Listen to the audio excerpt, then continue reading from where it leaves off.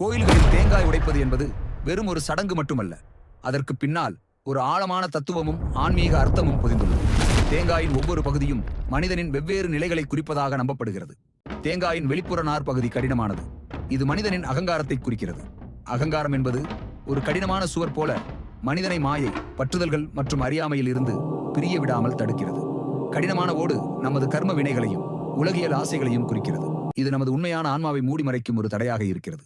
உள்ளே உள்ள வெள்ளை சதை தூய்மையானது. இது மனிதனின் தூய்மையான ஆன்மாவை குறிக்கிறது. அசுத்தங்களற்ற தெய்வீக ஒளியை கொண்ட நம்முடைய உள் சுயத்தை இது உணர்த்துகிறது. உள்ளே உள்ள இனிமையான நீர் நமது தூய எண்ணங்கள், பக்தி, அன்பு மற்றும் ஆனந்தம் ஆகியவற்றை குறிக்கிறது. ஏன் உடைக்க வேண்டும்? தேங்காயை உடைப்பது என்பது நமது அகங்காரத்தை உடைத்து இறைவனிடம் முழுமையாக சரணடைவதை குறிக்கிறது. நான் என்ற எண்ணத்தை நீக்கி நான் உன்னுடையவன் என்ற பக்தியை வெளிப்படுத்துவதாகும். ஒருவன் தனது அகங்காரத்தை கைவிட்டு தனது தூய ஆன்மாவை இறைவனுக்கு அர்ப்பணித்து ஆசீர்வாதம் பெறுவதற்கான ஒரு ஆழமான ஆன்மீக செயலாகும். இது நமது உள் தூய்மையின் அடையாளமாக பார்க்கப்படுகிறது.